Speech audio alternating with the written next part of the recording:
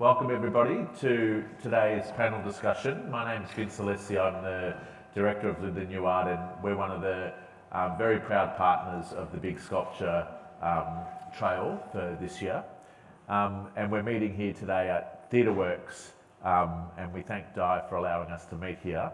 I'd also like to acknowledge that we are meeting on Boonwurrung country and pay my respect to elders past and present, and welcome any First Nations people that are with us today. We've got three wonderful panellists with us today, and what we want to do is really have a conversation around the function and the role of public art and the possibility of public art. And we're lucky because we have a curator, an artist, a scientist and researcher, but who's also a local resident. We will have hopefully some time for Q&A. So when we get to that point, we'll just get you to raise your hand and we'll get you to ask your question. But first of all, if I can introduce our wonderful panellists, starting from my far right, Callum Morton is an artist and Professor of Fine Art at Monash University's Art and Design and Architecture School, and also Director of Monash Art Projects. And he has been exhibiting nationally and internationally since 1987. Callum's public projects include Stonewash for the Istanbul pedestrian exhibition to Tunnel Karakoy in Turkey, Hotel, which I'm sure many of you know, on the Eastlink Freeway in Melbourne, the Permanent Pavilion Group for the Fundament Foundation in Tilburg in the Netherlands, Silver Screen, which is at MUMA, Monash University Museum of Art in Melbourne, Monument Park in Melbourne's Docklands, and a host of others. Callum represented Australia at the 2007 Venice Biennale with his work Valhalla, which is now located in the grounds of the Tarawara Museum of Art, and he's also been the subject of a retrospective at Heide Museum of Modern Art. Thank you. Next to Callum, we have Dr. Nurin Bey, who's currently Director of Museums Victoria Research Institute, bringing together the areas of First Nations people's knowledge, science, technology, history and contemporary museums, with an emphasis on multidisciplinary place-based approach to healing country, health and well-being. Nurin has expert knowledge of science and the scientific environment, with an established reputation in audience and public communication. She was General Manager of ScienceWorks and Senior Curator of Medicine and Health at Museums Victoria. She was instrumental in the development of benchmark science exhibitions for Melbourne Museum's Mind and Body Gallery. Nurin has a background in biochemistry, immunology and cell biology, having worked as a medical researcher in both Melbourne and New York, and is also a local resident of St Kilda.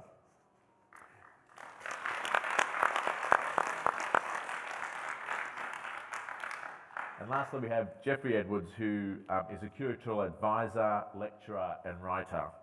Since his retirement in 2016, I always like how you use the word retirement, but you're not really retired. But retired as Director of Geelong Art Gallery, he has been artistic advisor to the prominent Melbourne-based philanthropists John and Pauline Gandel, chiefly in respect of the family's celebrated Point Leo Estate Sculpture Park on the Mornington Peninsula. Prior to his time at Geelong, Jeffrey held numerous curatorial positions at the National Gallery of Victoria, concluding his time there as Senior Curator of International and Australian Sculpture. He has published widely on historical and contemporary sculpture, Australian painting and the decorative arts. He's a board member of the Johnson Collection House Museum in East Melbourne, a member of the National Advisory Committee of Sydney-based organisation Sculpture by the Sea, a sometime member of the Public Art Advisory Committee of the National Trust of Australia, and a trustee for the Colin Holden Charitable Trust. He's also president of the Sydney-based organisation Arts National. We please welcome all three.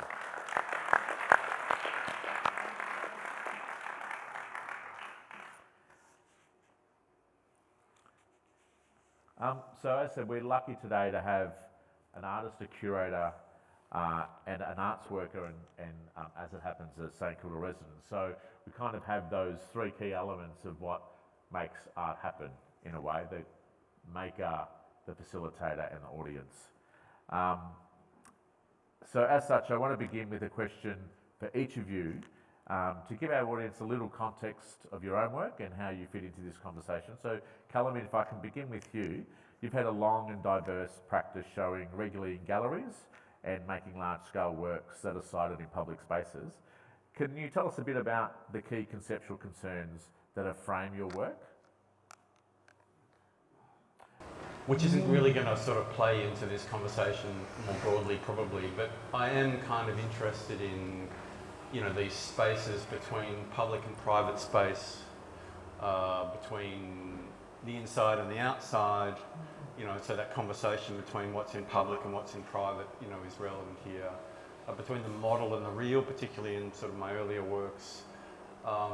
And the hidden is really to do with, you know, this idea of sort of covering up or erasing or making void spaces or kind of playing with sort of ideas of emptiness and a kind of narrativization around kind of work, you know, in relation to that. So a lot of the works kind of do this, like, you know, for example, The Hotel, which you referred to, which is probably my best known public work. You know, that's a kind of hidden sculpture in a way, because it sort of isn't a piece of public art. You know, it's a kind of, it's mistaken so often for being real. And so that dialogue around whether it is or isn't sort of plays out quite a lot. And I like the idea that you could do something so big that sits on the side of a freeway that it kind of disappears into the logic of that space. So it's, you know, playing with the context and the sites, you know, so it's something that might otherwise appear on the side of a freeway. And so in a sense, that's kind of that dialogue illustrated, I suppose. Thank you. Jeffrey, I can turn to you. You've had, as I mentioned in your bio, a really amazing career in the arts as a curator and as a director and writer and advisor. And several of those roles have very much been focused on sculptural practice. I couldn't help but refer to Ad Reinhardt's quote that sculpture is just something you bump into when you walk back from a painting, which obviously, you know, frames that painting is more important than sculpture. Can I ask what it is about sculpture that has fascinated you and continues to fascinate you, and why it keeps you interested in it? First of all, say Ad Reinhardt was never shy in coming forward in bagging every discipline he didn't work in himself. Yeah, so exactly. it's a great quote, but just know that context. Yeah. And it's very, well, I suppose I didn't fall into the sculpture advisory role, but I almost did. And indeed, I studied painting and sculpture. Sculpture was, at the time, with what later became Monash, was with the late great John Davis. So he was probably the instigation, although even at secondary level, this is just going back more, I'm not going to dwell on it, at one of those dreadfully difficult all-boys schools in Melbourne that I went to and loathed, but looking back on was probably good. The art master of the day, absolutely gone from the radar, was a great eccentric, Ian Bowe, painter and sculptor. Probably his best known work in recent years, and it is not well known, is the fountain at the entrance to the Capitol Theatre in Swanston Street. Ian Bowe had been, for many years, long before he was a head art master at this particular school, had been one of Melbourne's enfants terribles. He was always the subject of, am I the only person who's old enough in this room to remember Weg cartoons? And Weg cartoons, your parents told you about them. But anyway, the Weg cartoons often, as I understand, featured Ian Bowe. He was a little dynamic, big of a guy, and he was a great inspiration. Absolutely didn't quite fit in at this very conservative, very highly disciplined school. And everyone, of course, adored him for his personality. He was a great inspiration. So that's where sculpture, as opposed to painting, starts. But at the National Gallery of Victoria, I was very fortunate being there at the time that the truly flamboyant, one of the great directors of the institution, Patrick McCaughey, was there. And Patrick, I think I'd been pursuing at the time a higher degree in sculpture practice. I had a studio in the city, one of RMIT's 3 studios at the time. And Patrick came up to visit me, and I got a little bit of time. I'm going on too long. This is a great story. I love it. And I think of an evening I would go up and work in this studio. Inga King was up there at the time. And later on, of course, I did one of her retrospectives at the National Gallery Victoria, which was a great pleasure. Anyway, Patrick came up to see what I was working on in the studio. I don't make anything anymore, by the way, lest I'm suggesting I do. And he came in, and it was after hours, and Patrick, and love him for this, had came in, as I used to say of Peter O'Toole in his last years. And I saw him once at the Apollo Theatre in London, and it was a one-person show. And you thought, is he actually going to sustain this whole thing without falling over or falling asleep? And I used to say of Peter O'Toole, here he is, entering stage left, feeling no pain whatsoever, because he clearly had some gins and tonics before he went on stage. Anyway, so too, Patrick came up and was very expansive and clearly stopped in somewhere on the way. And he said, you know, I like what you're doing. He said, why don't, at the time, I was involved with decorative arts and had a bit of interest in painting, but maybe the ceramics, or as we sometimes say in old-fashioned museums, ceramics and ceramics. Anyway, and he said, why don't you do for this? There was no curator of sculpture. Indeed, there is no longer a specified designated curator of sculpture. Doesn't matter. There are other curators. And he said, why don't you do for the sculpture collection what you're doing with ceramics? He didn't say that, ceramics. So that's how I got into the sculpture in the gallery. Just as we know, in any role, anywhere in life, you need to kind of make it work for you. You need some persistence, but you also need that element of luck. And these things and in fact, Patrick walking into the studio was that, I mean, we knew one another. So at the National Gallery, I had involvement with some of the big commissions there. This goes way back, the big de Kooning's Standing Figure, and of course the much loved but much moved Deborah Halpin Angel. So with those, in a way, being the advisor on those commissions led to being advisor on some other local government in Melbourne and around Melbourne, and once in Sydney, curatorial advisor to the whoever the project manager at the local government was. So that was, and I've now consumed half of your time, so I'm shutting up.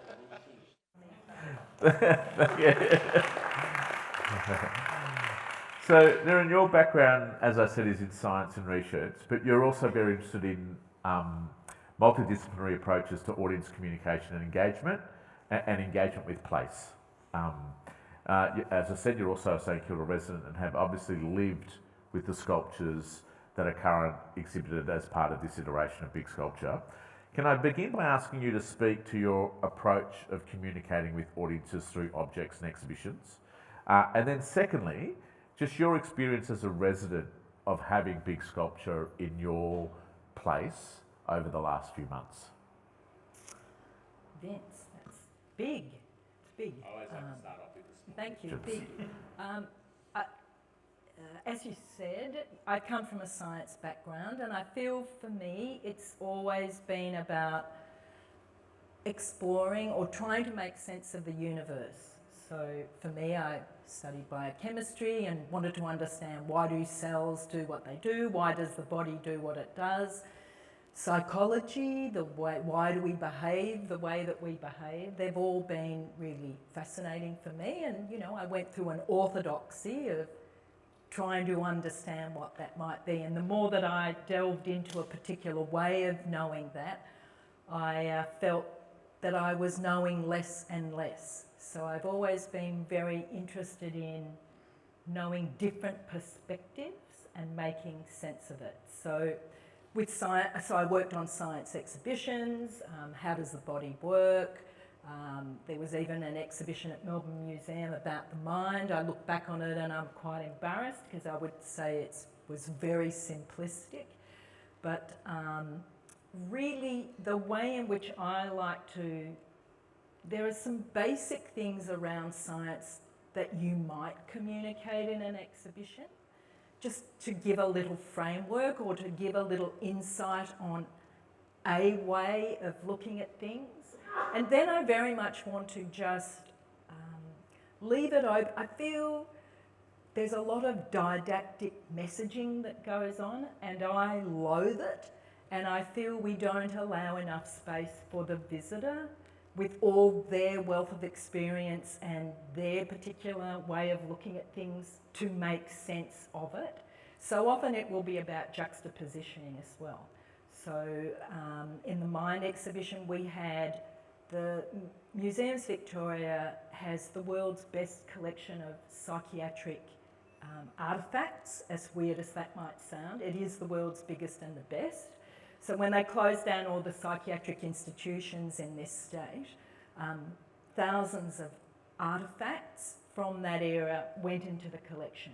So if you were to show something like a straitjacket, what is it that you might even say about it, let alone how might people think and feel and empathise? And then the issue about how do you interface it with the public. Then we would also do things like, sometimes we test. So for some people, they'd be very comfortable looking at it. But for other people, they would feel it was very confronting. And so what are the different ways in which you might introduce that for people to look at? So I guess for me, it's about giving some foundation stones of a way of looking, but also understanding that you can bore people to tears by telling them exactly how to look at it, exactly how to make sense of it. And so for me, the fun now of the role that I'm in, where I'm working with people who are literally trained scientists, historians, and people with First Nations knowledge coming from community. And that's what the place-based work is. If we're the State Museum, Museums Victoria, we should be a place that really knows Southeastern Australia. So how do you know Southeastern Australia? And part of the collection that we have goes back 170 years. So there's a lot of documentation around what kind of species of animals were here, what is the geology that was here, what are some of the human activities that were here. But if you're working with First Nations communities to then have their eyes on the scientific collections and to then have the scientists speaking with community about what they know about what has been here before. So that's really a lot of fun for me, is about how do we really know this place over time, but not just short a period of time, deep time. Because we know that place really affects the way we are as individuals, but as a society of people as well. So it was big. What is it like for me as an audience member, look at a resident? I have to really congratulate the Big Sculpture team on what they have put out all around here in St Kilda. And I will declare I am married to an artist, so I have no art practice of my own, but you know, I'm kind of flutter around the art perimeters of the art scenarios that go on in our state. And I'm really thrilled by the poetic license that they have given, that there isn't anything being dogmatically touted about the works, that I feel the voice of each individual artist is given space and freedom, and that it's been placed in a way where I don't feel anybody is shoving something down my throat. I feel that in the joy of walking around and being part of community, it takes its own place and personality as a community member. That's what it feels like for me. Thank you. So for those that don't know, so Big Sculpture started out in the grounds of Veg Out, and that in a way is a sort of a semi-public space because it's contained by a fence, it's contained by opening hours, where the current iteration is completely different because it is in the public space, it's effectively open 24 hours a day. So the public space, the Commons, it's owned by all of us, and as such I think it becomes very much a kind of a contested space in a way. So therefore people have really strong feelings about what goes there, how it's used, etc. Callum, I know you mentioned hotel, and I always fondly recall driving and listening to a conversation on the ABC about that work. And people ringing up and you had everything from people who were like perplexed how they accessed the hotel because there was no off-ramp, to people saying, why on earth would you want to stay in there? Because it's like right by a freeway, you'd never get any sleep. And then for those people that actually knew it was artwork, you had the polar opposites of what a waste of money, which we often hear, and then how amazing it is. Now, for me, that works really interesting because you experience it at 100 kilometres an hour for most people, unless you're on the walking trail. So can I ask you as an artist, how do you deal with the idea of the commons and the very strong feelings that people have about it being their space? Well, I think that's the kind of deal with public art or any work in public, that all of a sudden you are confronted with the furnace of public opinion. I mean, that's the great benefit of public art, that you know, the kind of codes with which we go to museums and galleries are sort of abandoned. It is free for everybody. But yes, as you say, that space is kind of owned, like the space of the car is kind of owned. And I mean, I've watched the kind of dialogue around hotel for many years, and it is precisely that. You know, people that say it's a waste of money. I think it was like, you know, 80% said what a waste of money, what a waste of taxpayers' money, even though it wasn't taxpayers' money, it was private. And then there's a small percentage that really like what it does, because it's what I was trying to say before, that hotel is kind of a sort of anti-sculpture, anti-monument. What it actually does, I think, is produce a narrative. And, you know, that's cinematic or whatever it is. And I think the people that kind of get that really love the fact that even if they don't know it's real in the beginning and they discover it later that it is, they love that it's had this kind of effect on them. So, you know, maybe it's shifted a bit over the years. But public opinion, I think, it's a bit like, you know, Bertolt Brecht wanting, you know, communities to engage with culture as they would sport. You know the way we talk about, particularly in Australia, how we talk about sport in such sort of minute detail and with such kind of knowledge and intimacy. This kind of ambition that you want the culture to kind of appreciate art in the same way, with the same kind of complexity and the same sort of density of knowledge. And so I've kind of watched the sort of that language around hotel, for example, over the years, kind of do that. It sort of shifts from more people liking it, you know, and sort of embracing it. And yeah, I mean, it's not even my work in a way, hotel. This is the other thing about the public sphere. You put work in, and we're all sort of obsessed with kind of authorship or something, but when it goes into the public sphere, people don't refer to it as my work at all. It's just it's their thing in the world, and they engage with it, and it represents all these things that they can rant about. I mean, social media is a sewer, you know, and it's just junks of information, you know, and very little of it true. So it's all just opinion. And, you know, I don't take it personally, and, you know, they don't even use my name, so it doesn't really matter. Yeah, and that is the power really of when it's out in the public domain, is that in a way that sort of the kind of preciousness around the way we talk about the work, or the way we reference the artist as much as the work, that in a way kind of dissipates. Have you found that the work, say like at Docklands, which doesn't have, I suppose, the profile and that hotel has had in the sense of the public discussion, do you find that gets thought about in different ways? In the Docklands, it sort of gets largely ignored, maybe because it's Docklands, you know, whatever. You know, I mean, I think I've done a work recently in Sydney as part of the Sydney Metro with these two very large tiled murals of a sort of, you know, faux archway, a bit like the Roadrunner archway. And and really the ambition for that was looking into the context of the train station and the history of, you know, tiled muralism in, you know, train stations across the world. But also it was really wanting to give pleasure, you know, aesthetic pleasure to people. And that's how it's kind of been received. Yes, it has this kind of narrative attached to it, which all my work does probably, but there's this other thing of kind of aesthetic pleasure, which has probably entered my work, you know, more recently, you know, in the last sort of five years or so. You know, not that it wasn't there, but now I really love it on the surface, that it gives sort of pleasure and joy to people, and that can transform the way you experience space. And the way that Sydney communities have embraced that large infrastructure project is kind of unheard of, and the public art is completely integrated into the Norman Foster, metro station that I'm a part of, as equally as part of it and equally as contributing to its atmosphere and pleasure. So, yeah. Jeffrey, can I sort of extend this conversation to you as in your past role as director of Geelong Art Gallery, where I presume you had some kind of carriage over the conservation of public work in the collection, and also whether you were locating new works in the public space.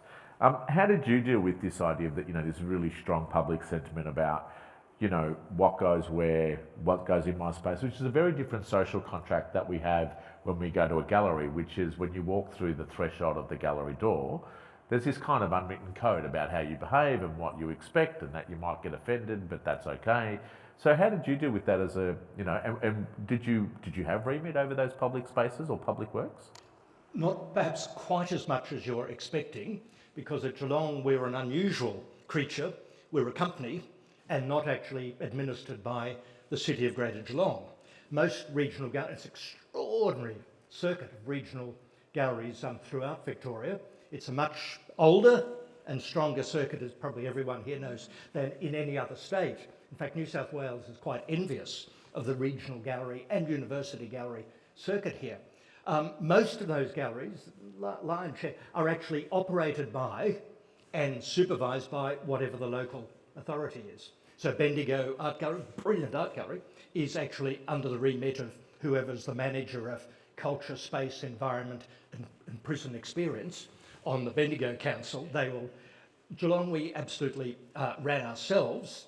Doesn't sound like it. It wasn't as easy as that sounds. So indeed, there are only a few works in the public realm that were part of the gallery collection.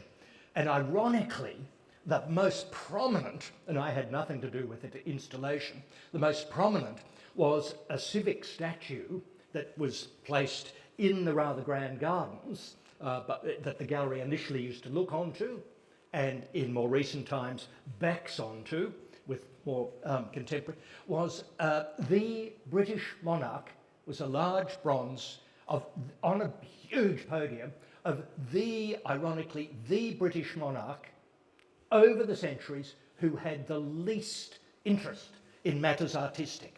And there he was, kind of standing up. It's not a good, but it's not a bad sculpture.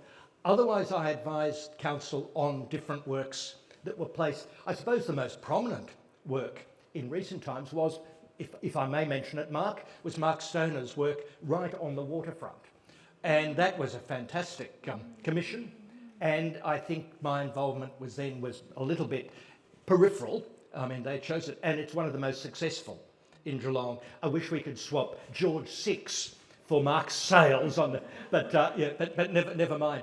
Can I ask why you say it was a really successful public work? Like, what was, there's obviously the community embracing it, but why do you think some things are successful and some things generally may not be? Relevance to site, resolution of the formality in the context of built and natural environment, in this case natural environment being Corio Bay, and in a way the narrative of the sails and so forth, but also it was an adaptation of one of Mark's signature kind of rounded and formal forms. And I think scale, terribly important, surface finish, and just the landscaping around it. It gave it pride of place, but was kind of not subservient to it. It was a comprehensive tout ensemble of landscaping, natural environment, and the work, scale and formality. I just think and narrative, but it was another thing, and implicit narrative. I think it often works when a work isn't heavily freighted with storytelling and trying to kind of acknowledge this, and this, and by the way that, it's just implicit. And I think so many of the most successful works, now, George VI is not implicit, it's pretty damn explicit. But let's leave that aside. I'm dwelling too often on George VI, and I'm not going to mention George VI again today, but I think that was particularly successful. And I won't speak for Mark, but the process was probably, there was a very good and excellent head of culture and arts on council at the time, manager, and she worked with Kaz, you worked with, didn't you? No? Anyway, it seemed to be a good process from my observation. I shouldn't speak for Mark, he might have had a horrible experience doing it, as far as I know, but... Can I flesh this out a little bit more, I suppose, in a slightly different direction? And Niran, I might start with you. What do you all see the role of community being in developing public art? Should they always have input? Should they have input?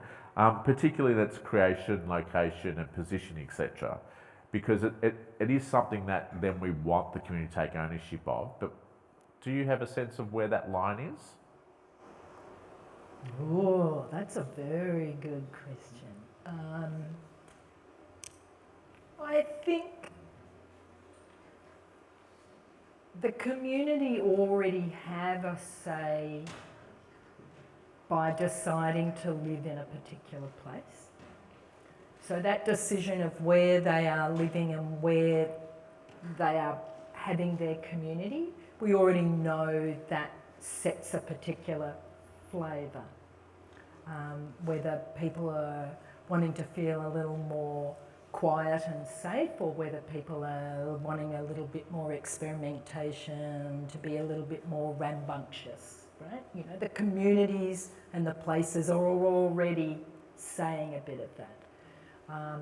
I think there's always lots of debates and dilemmas about whether councils do or don't represent what communities want, and the same with governments as well. For me, it would be mainly about those people who are really interested and give a damn and are passionate and want to spend time being involved and enabling it to happen. Yeah, involve them. But the naysayers who are just going to sit on the fence and poo-poo and criticise everything, too bad, who cares what they think? That's what I would be saying. How do you engage with that? Like, what kind of level of community engagement and where should it be situated? Because I'm presuming as an artist what you don't want is people to tell you what to do. I mean, I run a lab at Monash called Monash Art Projects, and we've delivered, multiple public art projects over the last decade. And I guess one of the things we always said was you need to we kind of provide a space where artists can stay in the room, because often these dealings with bureaucracies like local councils in particular can be, soul destroying, to say the least. And I've had a project at Sydney City Council that went for 8 years. It was actually a tiny project, and meetings for 8 years. And I used to always say in those meetings, well, I think I'll garrot myself, and everyone would laugh because they thought, Callum's being tortured by this process. But I think a lot of artists won't stay in the room. Exactly. And so we kind of provide a space for that. And I think that's one big thing to kind of negotiate. I mean, the idea of community engagement is often at council a sort of box ticking exercise. And I've been involved in it with my projects that at a certain point, once it's all kind of designed, they open it up for the community to come. But I'm actually really into the idea of community engagement in a big way. So I think that this kind of box ticking exercise is kind of a sort of trivial in a way, even though it's important. I much prefer the idea of using artists where community engagement is actually a subject of their work, and I think of these great works around the world by Jeremy Della and, Munster, and there's Theaster Gates and these incredible artists who kind of use communities to develop the work. So rather than just simply sort of making the work and then going to the community and seeing if they'll like it or not.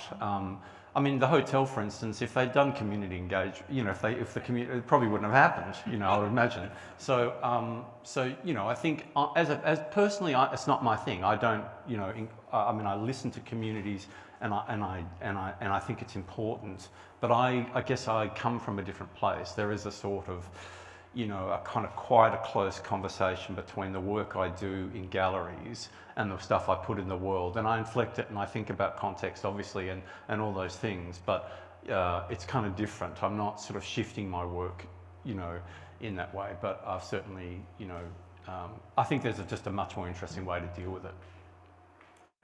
Jeffrey, what's your experience been around that idea of where you've had to, you know, as an advisor or commissioning in public space, that level? And I do agree with Callum. I do think, you know, the idea of community engagement is like tick, you know, have we consulted these people, tick, but it's quite at a very, I think, at an unnuanced level. What's your sort of experience and your view about where do we involve the community when we're looking at these things? I'll use one example of a project I've been involved with the last couple of years. It's in New South Wales, in answering your question, Vince. I mean, in essence, community engagement is crucial, but how it's managed is even more crucial. And I'll just give a tiny bit of background. It's the Snowy Valleys sculpture trail, which is not on the radar here. A couple of years ago, after the big bushfires, there are so many big bushfires, east and west, north and south of the nation, but these were the devastating ones in southern New South Wales a couple of years ago. And a number of the so-called, not snowy ranges, not snowy mountains, but snowy valleys, townships were devastated, properties were lost, and so forth. And I had a phone call David Handley, who's my colleague and the founding director of the Sculpture by the Sea program. David rang me. David traditionally rings on Sunday morning at about 10ish. I don't know why, but anyway, this phone call came through and I think, will I answer that? Is it actually somebody selling me something? No, it's David. David said, what would you think about coming on a small advisory panel to look into the feasibility of a sculpture trail on the strength of a grant that we are going to apply for to the New South Wales government, state government, to get money to establish a sculpture trail. The grant will be from the fund that's been set up by the government to repair. It was a bushfire recovery grant. I said, David, I don't think bushfire affected communities are going to be interested. I would feel very awkward about that because this is not what the fund is set up for. So, you know, I'm ambivalent. I think the last thing a devastated community wants is some expensive sculpture. I think they're probably needing community halls and schools and hospitals and so forth, bridges, footpaths, whatever. And he said, no. In fact, these 5 communities, we've consulted with them, have long been looking to the New South Wales government for support to establish some kind of sculpture trail. Now, it's over 300 or 400 kilometres, absolutely not constant. You go through this village and township, then you drive a bit, then you go through the next one. 5 of them, almost down to the New South Wales-Victorian border. Tumbarumba is the biggest of these small towns. Tooma is the smallest of them. They said, no, these communities expressly wish to have a sculpture trail established. They have done, and certain of the councillors and mayors have been behind this, as a tourist attraction. And specifically these communities, several more than others, had lost their principal tourist attractions. One, and tragically, was this huge and 100-year-old arboretum, which was which apparently, I'd never heard of it before, I have to say, in my ignorance. Apparently it was Sydney or New South Wales' second most visited tourist attraction, kind of like the Great Ocean Road in Victoria. Anyway, it had been devastated. And that was, of course, going to be replanted, but that's 100 years off being. And they said, this tourist attraction's been lost. No one's interested to coming to these devastated townships. So I said, well, so long as this is what the community are wishing, and this isn't kind of patronising, which I felt initially it seemed terribly. He said, no, it isn't. So anyway, we applied, David applied, and the 3 others of us who are advisors, and secured a quite substantial 7-figure grant. And we're now a year and so into it, and about 50 works have been acquired, and in a few instances commissioned for these townships, for the fledgling new arboretum, for parts of the city street. No, colossal, I should say. There's no equivalent of Callum's Hotel there. A number of Japanese artists with kinetic works have been put in and around streams that run at the back of cities. Now, to manage that, we already had our small curatorial advisory group with David, and two of us had already worked advising Sculpture by the Sea over decades. But then we determined, visiting each of the communities, determined that there should be a community advisory group as well, ideally of individuals who had been passionate previously about art generally. Now, there was one artist and small art gallery owner in one of the smaller and most struggling of the townships, came onto the committee. A mayor from another township came onto the committee, and they were in a way representing their communities. So there was buy-in and engagement. Now, we had no idea if this was going to be smooth sailing or problematic, and the process was simply the curatorial advisory group that I was would determine sites in conjunction with local government individual. We'd determine some works, we'd discuss it amongst ourselves, and we of course are never amongst ourselves of automatically like mind, which is a healthy place to start. Then we would come up with a short list of 3 works for every proposed site and run those by the Community Advisory Committee. So it was a committee of 5, representing these 5 townships, and they would then choose one of these 3 works. So there was buy-in, there was involvement, there was ownership, and it was sort of managed. Now, it sounds easier than it was. It's not all, but it's been working really well, and the communities, I think, sure, there's every now and then some pushback, but not largely, and not to such an extent that it's not allowed some 50 works to be installed, with some more to go. I think the word ownership is the key there, because once you take ownership, then it's your work in effect. Yeah. Niran, when I introduced you, I mentioned your work that you've done around place-based approaches to country and health and healing, etc. Can I ask you how you might see public art having the capacity to articulate stories and history of place, and in particular First Nation stories? I know this is something we struggle with at Lyndon, because there can't be any more symbol of colonialism than a big white mansion, on what was a really important First Nation site. So, through your work, where you're obviously thinking about place and how we can tell stories of place, how do you see the capacity of potentially artwork and public sculpture telling those stories? Wonderful question. I feel very much it has to be a collaborative process of working with people with a variety of different perspectives. So we actually have with Monash University, with Brian Martin, we've got an Australian Research Council linkage grant project with Auntie Caroline's on that too. Where we're exploring the waterways of Elston, Wick and Elwood, and just really looking at working with our science curators as well about what information we have of what species used to live there historically, and really just going back and looking at what was it once like, and what is it that we are doing there now. And I think we're working with council and also with some planning groups as well. So it's about, how should those areas in reality be? And we know they're prone to flooding and everything.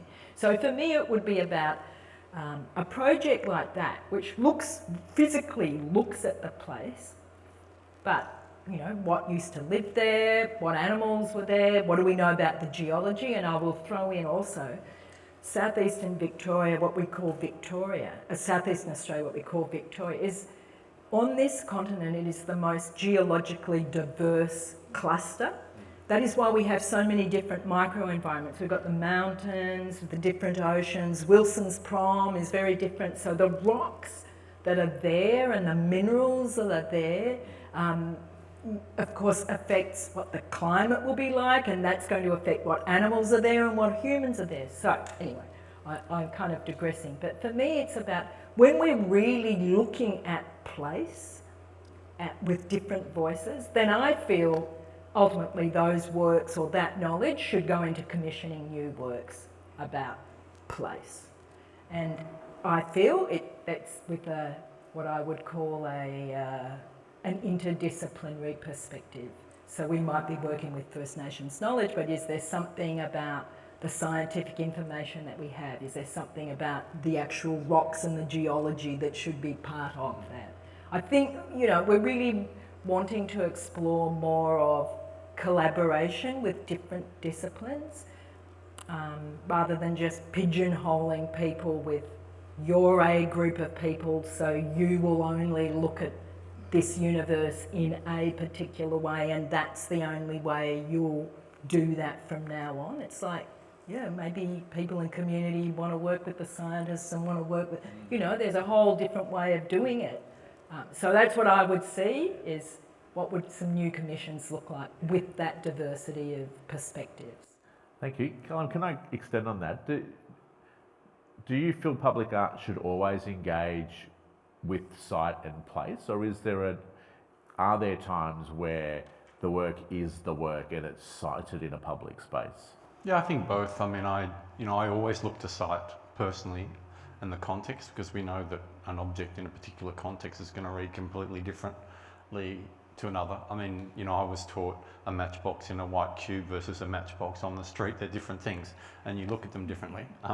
That was how I was taught, kind of Marxist thing. Anyway, but I think, so it is important for me because I look deeply at all the different kind of connections of place to sort of drive ideas. Even if the outcome is ultimately free of a kind of didactic conversation with that, it's generative for me personally. But in MAP, I agree with Nerine a lot, because, we've also worked with Brian Martin and Nawi Caroline Briggs, who many know, and I've worked with Ioannis Gas on proposals, nothing that we've gotten up. But we have done this kind of, in MAP, we will just listen to them talk for a long time, and then try and find, a kind of deep connection to all these things through a kind of innovative work, actually. Because I think there is a lot of tokenistic First Nations work that's put out there, that's some sort of guilty work in a way, like how many fish traps can you see across the country? Somehow that's meant to represent, and it's often by kind of white sort of people commissioning these things, and it's going to make them feel a bit better. But actually, I think, there is a really complex conversation to have about the type of work you can do. And so it's a little bit like, my conversation about all the, what I was saying about community engagement, like do it deeply, do it, embrace it in a kind of complex way, and you'll get things you don't know that exist. I mean, ultimately what you want to see in the world, the things you don't know. I mean, if you keep seeing things people sort of fall asleep over it. So, I'm totally, I think place and dialogue with First Nations is sort of incredible. I mean, but, the Ngari tree, is it Ngari tree? That's a public sculpture. I mean, if ever there was one, an 1800-year-old tree that's taught my kids that, they went to St Kilda Park Primary, and Nawi would take them there, and they all remember that, through this kind of object. But it's not a sculpture, but maybe it is, I don't know, but it does something sort of deeply. So that's the ambition that I'd have for it. Thank you. Jeffrey, can I turn to you? How can public art change the environment in which it sits? And here I'm thinking quite broadly. So, one is like, can public art extend the experience of the gallery, or is it completely sort of different? Can public art demystify contemporary art, which a lot of people are quite often like, oh, it's not my bag, and also this idea of, can it create, meeting places and safe spaces? Like, how can it do all those things? Yes, it can. Now, I'm going to slightly answer that previous question first. Does the work need to arise from a consideration of place and history of place? And I'm going to answer it slightly differently, although agreeing with with Callum and you, the answer that's slightly different is yes and no. And I'm going to give an example of no. When there's a little bit of myth around this, but a very prominent work is Inga King's Forward Surge between the Theatres building and the National Gallery of Victoria.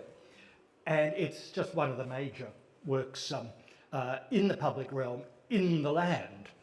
And I knew Inga quite well, and she was very concerned with how over the years walkways have been built in front of it that obscure the vista. The Arts Centre well knows that, but the Arts Centre's also at that time, under pressure to get people from one venue, from the station to another, not in the rain. So that went in. Most recently, I think I've, with a number of others, have had to lodge an objection to the proposed re-landscaping. Now, I love re-landscaping, love landscape, gardens, but I had to lodge this objection because the objection of the notionally reconsidered sites around what will become the new arts precinct with the Fox Contemporary, National Gallery, all that landscape. And the landscaping that's proposed, you probably saw in the papers, the artist's impression.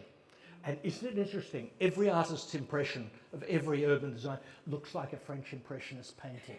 You know, there's pinks, there's pale blues. I mean, the pastels are galore, pastel colours galore. And who isn't for pastel colours? But it came right up. And Inga's Forward Surge was kind of in this new little forest of pastel petunias and the like. And that even, well intentionally, I'm sure, devised that the simple concrete rectangular plinth that it sits on might be better if it became a kind of double kidney shape, like the front of a BMW, you know. And so, anyway, it was just not respecting the work. So I had to lodge as did others, an objection, and I know that my objection, thank you for your objection, we have noted it, it is number A4B62Z if you need to follow up on this. That's the last I've heard of it. Anyway, Inga's work was not a site-specific commission for that site. Most assume it was. And in fact, Inga later in her life might have said it was. But in fact, it arose from the fact that Inga had, at the long non-existent, but in its day, very prominent Powell Street Gallery in Powell Street, South Yarra. Inga had an excellent exhibition of, in a way, sculpture that would sit in the gallery on plinths. And the maquette, which coincidentally ended up in my collection at Geelong years before I was there, but it was a big maquette, a terrific maquette. And it was in Powell Street when architect of the Arts Centre and the gallery, Sir Roy Grounds, and initial founding general manager of the theatres, George Fairfax, both terrific people, visited Powell Street, saw the maquette, thought this would be a phenomenal work to sit on the, at that time, non-landscaped space between the theatres and the gallery. And so it was commissioned, the maquette was commissioned. Fashions, my mate John at the time, the late John Fashion, built it, and it was installed fantastically. A great work that, what public art should do, it kind of is a great focus for, and it activates that space. It also is a kind of visual and psychological kind of dynamic that links the different buildings. Anyway, it was not a site-specific sculpture. So there is an instance where a work not arising from a consideration of the scale, the character, and the history of the site still nonetheless looks fantastic on the site. So hence yes and no. Now to your real question briefly. There's a little bit of a difference between art in the public realm, monument at Docklands, hotel, Forward Surge is responded, because it's sort of, they're all in your space, as we've said. But even more egalitarian is the experience of, in a way, big sculpture throughout the city of St Kilda, or this coastal stretch of it, or a sculpture park like Point Leo that I'm involved with, or any sculpture park, Heidi, McClelland Gallery, or a big regular exhibition like Sculpture by the Sea at either Bondi or Cottesloe in Perth. Or at Lawn, smaller version of it, terrific version of it, where they're just on coastal areas in parks and landscapes. There's no expectation that visitors will understand, or in a way discuss the works or spend life. It's part of this stroll, and it's egalitarian, it's relaxing. You feel you can hate this work and love that work, and no one is going to, the text, the all problematic, I totally agree, everything, the interpretation of works is very problematic in big museums and small museums. Of course, as we know, classically, 220 words is the maximum for any didactic label. That should be the ideal maximum. And yet to kind of succinctly say what a Yayoi Kusama pumpkin is about in 220 words is fairly difficult, but you have to do it. The thing is to get the artist to write the statement.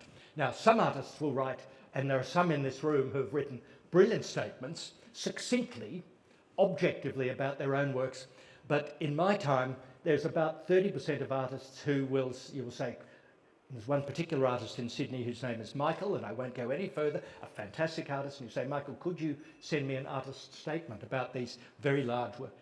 And it comes back, it's welded and it's steel. And you think, Michael, anything else? Yes, it's blue. And I couldn't say something. So it's exasperating. So the texts are difficult, but you don't have to take any, if you're on this walk, you have the opportunity of the QR code and hearing a little more of the sculptors, the artists, the creators' voice, if you wish or not.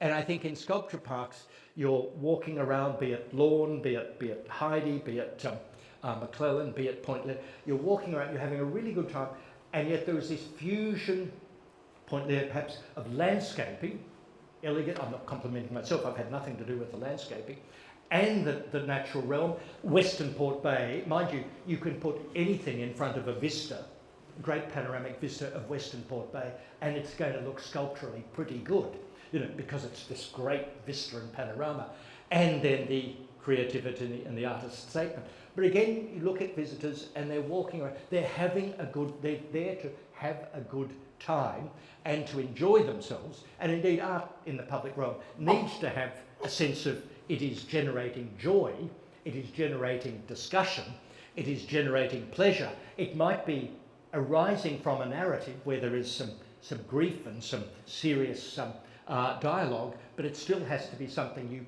really wish to look at and walk around and talk about. So I think there's a slight difference between an exhibition and a kind of the park or the garden, where there's in a way no expectation, no responsibility of the viewer to take anything seriously or very seriously or not seriously, and yet I think they are the moments when there is the maximum and most important engagement with the work.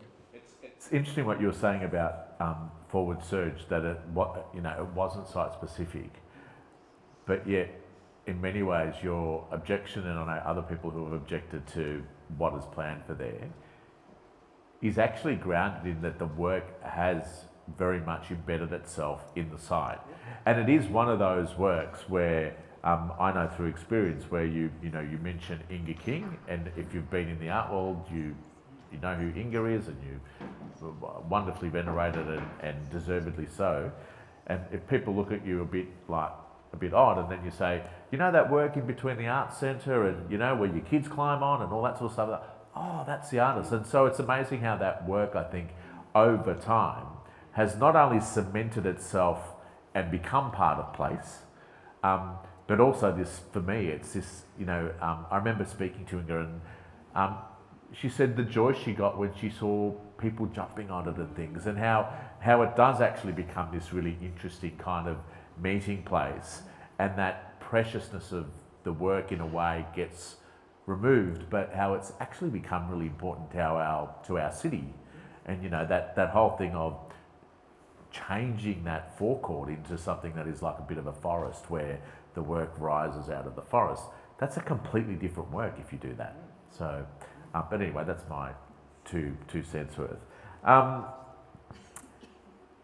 Callum, as I've said, you've shown in galleries, you show in you've shown in public spaces. And I want to talk about, so in the early 2000s you made, those monument works, and the one that I think of as quite iconic is the screen, the drive-in movie screen. And you've translated that into the really enormous work, Silver Screen at Monash, which is quite interesting because it's wedged between these two buildings. So the kind of engagement we have with that screen is very, very different to the smaller kind of, screen on the plinth. So I'm just wondering, when you were commissioned to make that work, or when you take a work that you have made previously, say on a smaller scale, and you blow it up to that scale, and the site is quite different, do you think differently, and do the ideas shift for the work, particularly the Silver Screen work? Yeah, it did. I mean, the screenworks are really based on drive-in cinema screens in particular, and I was always fascinated by them as a piece of sort of spectacle culture that has disappeared but somehow persists, like so much, shops and so on. There's lots of things that do that.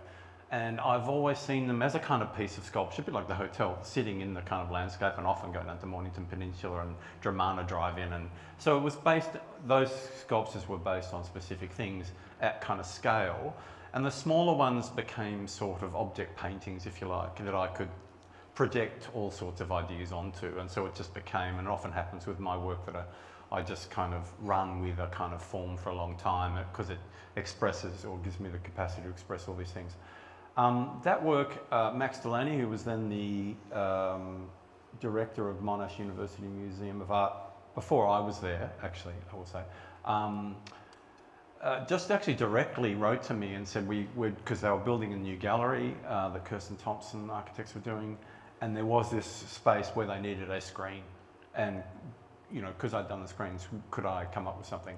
So I kind of fashioned, but they also wanted something specific. They wanted it to hold signage potentially for the museum. It had all these kind of particular conditions attached to it, which I really liked. So yes, it was that screen, but I kind of designed a screen based on those forms. So it's kind of over-designed. So it's quite sort of Baroque in a way, its geometry. And it's kind of almost like I was thinking about it as, was this a screen that was left there and all these buildings were built around it over time? Or was it something you kind of inserted there? So I wanted it to kind of be like that. But I also liked the idea that it became a kind of armature for hanging signage. Students use it to do works in, flocks of starlings live in it when there are sort of predators, raptors in the sky. So it takes on, and I had a very specific sources, Cedric Price and Fun Palace and stuff that I was particularly interested in at the time. So it kind of, it was a form that I was interested in, but I kind of fashioned it very specifically for that space. It actually does curl into that space a bit, or it mirrors into that space if you look at it sort of closely. It had to allow fire trucks to get through. Monash Caulfield has a sort of central courtyard, but you can't really see it, and has all these kind of little sort of narrow passageways into it, a bit like Venice, sort of opens up into a sort of piazza. So it kind of marked one of those as well as a kind of, it's quite a sort of alienating space on Dandenong Road. So it kind of treated that a bit. So it was sort of a piece of architecture. It does provide screening to that building, in the afternoon. Has a really beautiful shadow play, and there's all these kind of incidental things. So it was public art sits somewhere between my head, particularly where I do it, between design and art. Like I try to kind of keep those things as close as possible and preserve the art bit, if you like. But you do have very kind of strict parameters that you have to kind of negotiate, particularly if it's permanent. And it does, like, material resolution kind of reduces, and usability and safety and all those things, that you're not sort of limited in when you're doing works in a gallery. So it's not free, it has kind of limits attached to it. And that's very much like the design process and architecture. And in MAP we have architects there simply because it's actually, at this scale, it's construction. So you need permits, you need engineering, you need all this kind of complex sort of collaborative, process around projects. So, The thing I've always really enjoyed about that work is because there is no position to stand back and get a complete vista of it, and so your engagement with it is always kind of cropped in a way, and I think like the every time I think about that work, I just think about the armature that sits behind and just the kind of the steel and just how that in a way is so kind of it speaks about engineering and architecture as much as it does about art. But that idea that you have this, and it does look like, for those who haven't seen it, it does look like the work has sort of been slid in between these two buildings. And so you have a perception of what it looks like, because it's such an iconic form. But the actual physical engagement with it is always this kind of cropped image of it. It's a screen without a screen, there's no front on it. So the screening becomes the sort of steel itself. Yeah. And it was a conversation with engineering. I mean, I had an engineer for many years who just wanted to be an artist. It used to drive me crazy. He did these nice drawings and stuff, and I said, God, would just do a drawing for me? And just I'd always have to meet him in cafes and he'd do calculations on a sort of napkin and give it to me. And I'm like, well, where's the drawing? And in fact, with Silver Screen, when it was being installed, the kind of process we used of installing it from the top down meant that the kind of sort of angular supports bent like quite a lot, and there was this very alarming sort of moment, where everyone thought it was going to collapse actually, and because steel actually is like elastic, you think it's as strong, but when you get it in these long sort of members, and so we're all standing there with this sort of these bowing sort of forms. And the engineer said, "Just calm down. We're all going to." And I was, I was going to kill somebody. Thank you. And he sort of, tapped a few things and said it'll be right. But I mean, I don't work with him anymore. It's kind of made me too anxious. Now I am cognizant of time, so we've probably got time for a couple of questions from the audience if we have any. Do we have any? So yes, gentleman in the middle there, just put your hand up. Anthony's my name. Thanks for a terrific presentation. I was involved in public art in the noughties, in the City of Northern Laneway Commissions, RMIT University. Been away for 10 years or so. And coming back to Australia, one of the things that struck me most about the debate of contested space, as you opened with, was this global phenomena of smashing statues. So I'm really interested in the panel's opinion on that, because what I have not heard from anyone in the arts community is a defence of the monument. And I'm puzzled by this because its origins were not here, the smashing statue movement I mean. It was in the US, but no, it was actually in Santiago, Chile in 2019, when this idea that taking down monuments was a legitimate form of protest.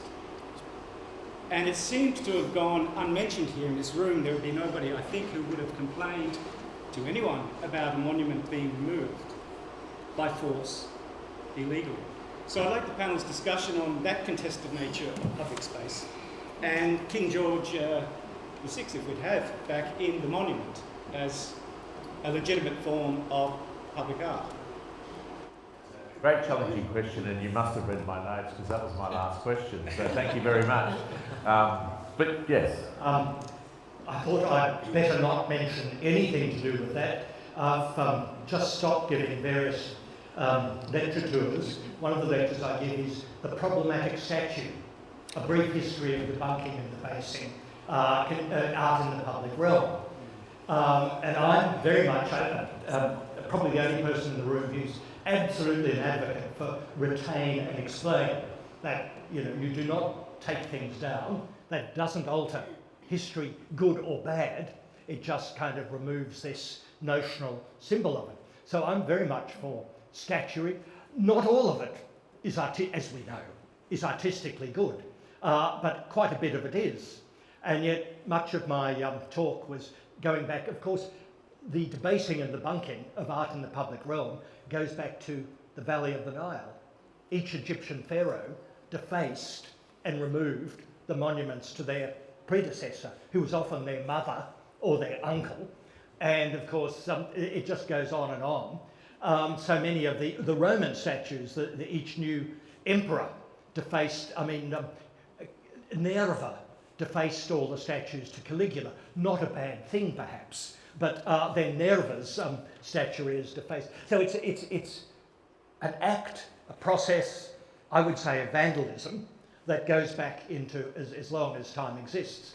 I remember I had some problems with the city of Port Phillip when the Cook statue, by the British artist of no colossal reputation, but very good artist, John Tweed, was cut off at the ankles by ankle grinders in the night. And I wrote and spoke at a meeting saying this needs to be restored because it is part of the statue on the plinth is absolutely part of that historic built environment of St Kilda, which is Pier, which is Esplanade, which is Catani Gardens, which is Catani Clock. It's the sculpture, it's all of these things collectively, cumulatively, why people come to St Kilda. They love that heritage aspect of it. Anyway, I think others wrote in the same way. I think there were more writing to the city and speaking at council meetings for replacing the work rather than removing it. However, every time I leave home to travel away to give this talk, my lovely Cassandra says, be very careful when you give that talk. You will come across as a dreadful, old, privileged white male. So my disclaimer in that response I'm going to, is that I know I'm a dreadful, privileged, notionally white male giving the predictable response to that question. Erin, can we throw to you? I do like forms of rebellion, but I will say that if there's inherent violence behind the gesture and the aggression in the way in which it's done, that does disturb me a little bit. Even simple things like we had all those bicycles that a lot of people weren't happy with, and people were just throwing them off the pier into the ocean or throwing them into the river. To me, that becomes destructive and aggressive, and I'm not really sure that it's solving any problem. It's someone just having a very big ego moment. So I actually, the role of the monument, I think all monuments have to be regularly challenged because they, in my opinion, if they're a monument, they represent a particular power base or a political structure at a time. So I think they have to be regularly challenged. Do we cut them down and do a big, defiant, aggressive gesture? Maybe that's not the way we might do it. Maybe, as we say, we keep it and we change the label, or maybe we put something next to it. But yeah, I think monuments need to be regularly reviewed. How we do it, maybe we can find kinder ways and more steady ways to actually, what I would call, often we're preaching to the converted. It's really boring because it just sets people up into camps and they're feuding and fighting. So what are you doing about bringing people closer and hearing and chatting and exchanging views and coming up with something else, you know? Callum? Well, the hotel was paint bombed in the first 10 days of its existence. It's been shot at, people have got inside and smashed the windows, so we had to replace the glass. So you're speaking to an artist who has, made a monument that has been attacked. And I was always quite fascinated by that in a way. And I would say to them, don't fix it, let it grow into its site, become a ruin. That was kind of, part of my work. But then I drove past one day and it looked really bad. And then they said they were going to repaint it, and I was happy that they repainted it. Anyway, I'm happy that they're looking after it, and the care for them. And this is a big question, the care and maintenance of things, and councils putting in money in budgets to care for things. And care is a really important subject these days, and equally with these objects. I mean, I'm like Noreen, I understand the symbolic language of monuments. You call it the monument as if it's a definite article, and I think there's so many types of monuments. So I understand the frustration that if, you know, we live in a very uncertain age, there are lots of things wrong with the world, and if nothing can change, then these symbolic objects become objects to express that frustration. So I kind of completely, you know, the violence thing, I find it fascinating, but I also think, yes, you know, it's deeply problematic, and, you know, more recently there's been sort of activist attacks on galleries and that I've been, you know, engaged with, and that's made a lot of people very uncomfortable, and so, you know, so yeah, it's a kind of problematic one. At a certain point in my life, I would have said, yeah, I get it, you know, do it. And I was fascinated. I'm fascinated when they're wheeling a monument and dumping it into the kind of into the water. But I think, you know, it's a sort of ambiguous terrain, like re-education. I mean, I think there is a great anti-monument out at Corranderk, actually, that I wanted to talk about, called Untitled 7 Monuments by Auntie Joy Wandon, Jonathan Jones and Tom Nicholson, where they collected bricks from Healesville and from the houses in Healesville, leftover bricks, and they made these upside down monuments that are in sites scattered around the borders of Corranderk. And you just go and you see the sort of upside down base with the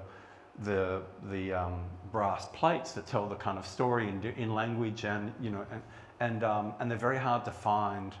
And there's something about that work that I think speaks really loudly to this idea that you can do something with a kind of anti-monument that is a kind of replacement for that type of work that is very powerful, even though it's kind of hidden away. I find fascinating, but it's very powerful. So maybe the answer to the question is reshaping how we do monuments. Yeah. And I think also the project that Melbourne University has been doing recently around, rather than renaming their buildings of people who have since, you know, you were eugenicists or anything like that, is actually, because then what you do, like you said, Jeffrey, is you erase that history, and what it means in 20 years' time is that for the student that goes to Melbourne Uni, that history that problematic history doesn't exist anymore. And so Melbourne Uni have decided that we're not going to rename the buildings. What we're going to do is we're actually going to tell the story of who these people are.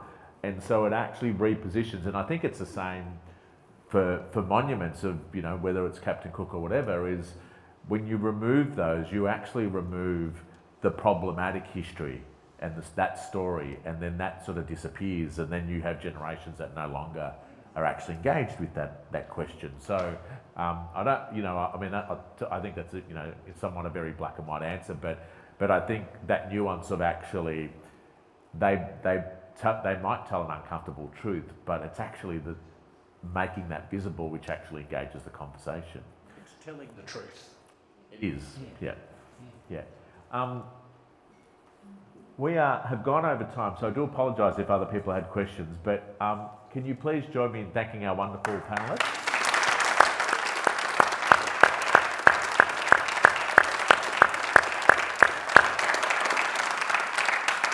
I also want to thank you for joining us. You could have gone and had pitched an umbrella on the beach today, but instead you've chosen art, and we're really grateful for that.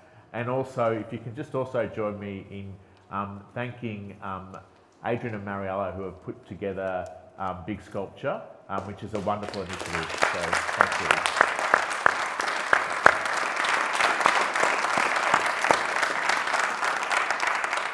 Thank you to our camera crew. Thank you to our friends here at TheatreWorks for enabling us to meet. Please enjoy the afternoon. If you haven't been on the Sculpture Trail, please do so. You can actually go down to Linden and pick up a map if you don't have one. But thank you for joining us. Enjoy the afternoon.